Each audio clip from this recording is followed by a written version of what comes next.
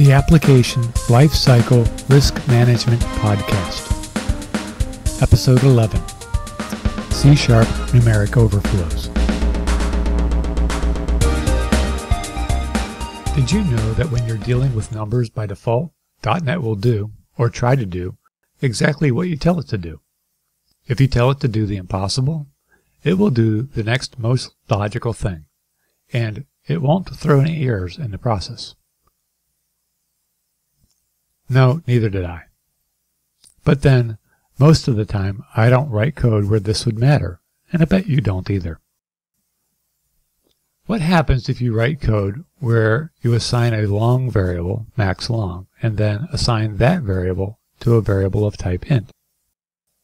Well, if we're working with the compiler set with the default settings, you'll end up with the long variable having the value of max long, and the integer value having a value of -1. Why is this? Because by default, .NET does not check for numeric overflow. However, if you wanted to add the ability to check for numeric overflow, you would wrap this code in a checked block. You can force all of your code to be checked by changing your compiler settings.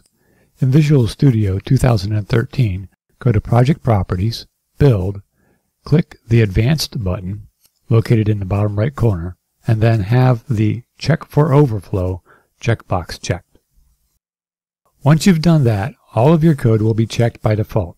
If you don't want to check for overflows while you're working on a block of code for performance reasons, wrap the code in an unchecked block instead.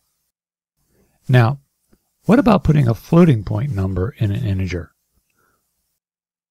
Let's say that instead of a long, we use a float. We'll assign float a value of 3.563, and then assign that to an integer variable. In this case, you'll end up with a floating point variable holding the floating point number of 3.563 and the integer variable holding an integer of 3. The rule is pretty simple. Floats always have the decimal portion stripped off and assigned to the integer, short or long. But what happens if we use max float?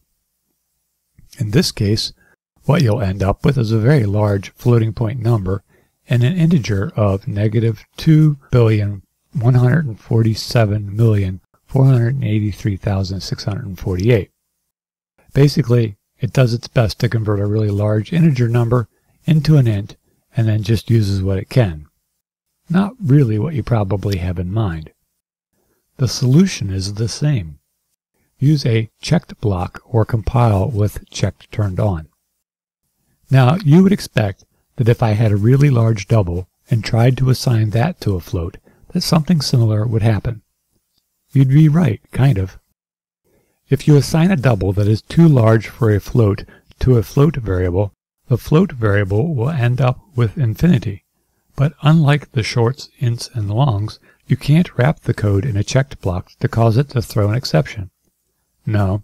In this case, you must always check for infinity once you've done the assignment, using float's isInfinity method. So there you have it. This is how you really deal with numeric casting in your C# code.